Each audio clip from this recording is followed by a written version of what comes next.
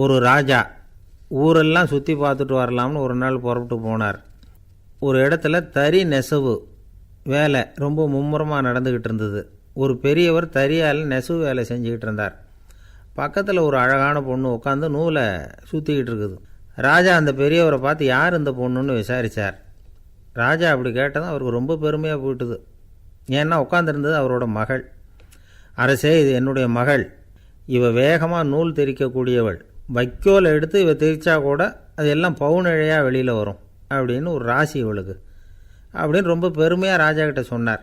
ராஜா இதை கேட்டதும் அசந்துட்டார். அப்படியா, இவ்வளவு அழகும் சாமர்த்தியமும் உள்ள இந்த பொண்ணு என்னோட வரட்டுமே, இவளை என் மருமகளை ஆக்கிக்கிறேன் அப்படின்னார் ராஜா. அந்த பெரியவருக்கு ஒன்றும் புரியல. ஏதோ கொஞ்சம் பெருமையாக சொல்ல போக அது இப்படி ஆகிட்டுதே அப்படின்னு கவலைப்பட்டார். இருந்தாலும் ராஜா பேச்ச தட்ட முடியுமா, மகளை அனுப்பி வச்சுட்டார். ராஜா அந்த பொண்ணை அரண்மனைக்கு அழைச்சிட்டு வந்தார். அங்கே ஒரு அறையில் வச்சு பூட்டி விட்டார். அந்த ரூமு நிறைய வைக்கோலை கொண்டாந்து போட்டு அடைச்சாங்க. 3 ராட்டைகள் வேறு வச்சுருந்தாங்க. நாளைக்கு பொழுது விடியறதுக்குள்ளே நீ இந்த வைக்கோலையெல்லாம் தங்க இழைகளாக மாற்றி காட்டணும். நாளைக்கு காலம்புறம் வந்து நான் இந்த அறை கதவை திறப்பேன். உன் தகப்பன் சொன்னது மாதிரி எல்லாம் தங்கமாக மாறி இருக்கணும், இல்லைன்னா நீ உயிர் தப்ப முடியாது அப்படின்னு உத்தரவு போட்டார். பாவம் அந்த பொண்ணு என்ன பண்ணும், பகல் பூரா அழுதுகிட்டே உட்காந்துருக்குது. ராத்திரி பூராவும் தூக்கம் வரல. மறுநாள் அதிகாலை நேரத்தில் யாரோ கதவை தட்டுற சத்தம் கேட்டுது. பயந்துக்கிட்டே கதவை திறக்கிறா. திறந்து பார்த்தா வெளியில் 3 அவலட்சணமான பெண்கள். ஒருத்திக்கு வந்து கால் அகலமாக முறை மாதிரி இருக்குது, இன்னொருத்திக்கு கட்டை விரல் கரண்டி மாதிரி பெருசாக இருக்குது, 3ஆவது பொண்ணுக்கு உதடு தடித்து ரப்பர் மாதிரி தொங்கிக்கிட்டு இருக்கு. யார் நீங்கள், உங்களுக்கு என்ன வேணும் அப்படின்னு கேட்குது இந்த பொண்ணு. நாங்கள் உங்களுக்கு உதவி செய்கிறதுக்கு தான் வந்திருக்கிறோம் அப்படின்னு சொல்லி உள்ளே வந்தாங்க. உட்காந்தாங்க. கொஞ்ச நேரத்துக்குள்ளே உள்ளே இருந்த வைக்கோலையெல்லாம் தங்க இழைகளாக மாற்றி கொடுத்துட்டு போயிட்டாங்க. காலையில் ராஜா வந்தார். பார்த்தார். ஆகா பேஷுனார். இன்னும் கொஞ்சம் வைக்கோலை கொண்டாந்து அந்த ரூமில் போட சொன்னார். இந்த வைக்கோலையும் இன்றைக்கி தங்கமாக மாற்றிவிடு, நாளைக்கு மறுநாள் உனக்கும் இளவரசனுக்கும் கல்யாணம்னு சொல்லிவிட்டார்.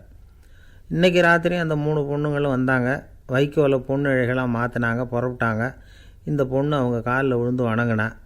என் உசுரை காப்பாற்றினீங்க, உங்களுக்கு நான் என்ன கைமாறு செய்ய போகிறேன் அப்படின்னா. பயப்படாத, நீ விரும்பினா எங்களுக்கு ஒரு உதவி செய்யலாம். உன்னுடைய கல்யாணத்துக்கு நாங்கள் 3 பேரும் வரோம்.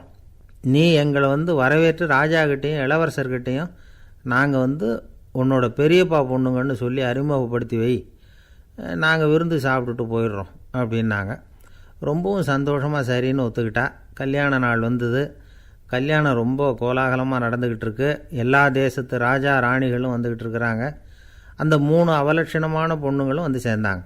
யார் இவங்கன்னு கேட்டார் ராஜா. என் பெரியப்பா பொண்ணுங்க அப்படின்னா அந்த பொண்ணு. காலும் உதடும் கட்டை விரலும் ஏன் இப்படி உங்களுக்கு அவலட்சணம் ஆயிட்டுது அப்படின்னு கேட்டார். அதுக்கு அந்த பொண்ணுங்க பதில் சொன்னாங்க. என்ன செய்கிறது, ஓயாமல் வைக்கோலை நூற்று ஒருத்தியோட கட்டை விரல் அப்படி கரண்டி மாதிரி ஆயிட்டுது, நாக்கில் தொட்டு தொட்டு திரிச்சதுனால ஒருத்தியோட உதடு அப்படி ஆயிட்டுது, காலால் கட்டையை அழுத்தி அழுத்தி தறி போட்டதுனால இன்னொருத்தையோட கால் அப்படி ஆயிட்டுது.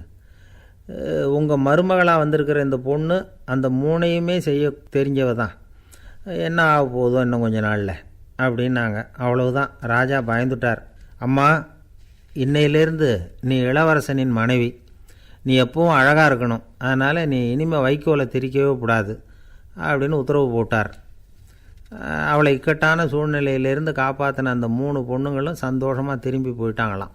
சுவாமி சின்மயானந்தர் இந்த கதையை சொல்லியிருக்கிறார்.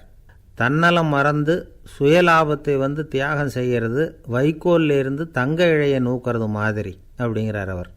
அது இருக்கட்டும், இப்போ நம்ம கதைக்கு வருவோம். ஒரு ராஜா தன்னோட மகனுக்கு சுயவரம் நடத்தினார். எல்லா தேசத்திலிருந்தும் ராஜகுமாரர்கள் வந்திருந்தாங்க.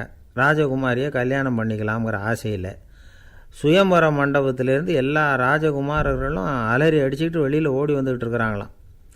ஏன் அப்படி எல்லாரும் மிரண்டு போய் ஓடி வர்றாங்கன்னு கேட்டார் ஒருத்தர். அதுக்கு இன்னொருத்தர் விவரம் சொன்னார். ராஜகுமாரியை இன்றைக்கி தான் அவங்க நேரில் பார்த்தாங்களாம், அதுதான் அப்படி ஓடி வந்துக்கிட்டு இருக்கிறாங்க அப்படின்னார்.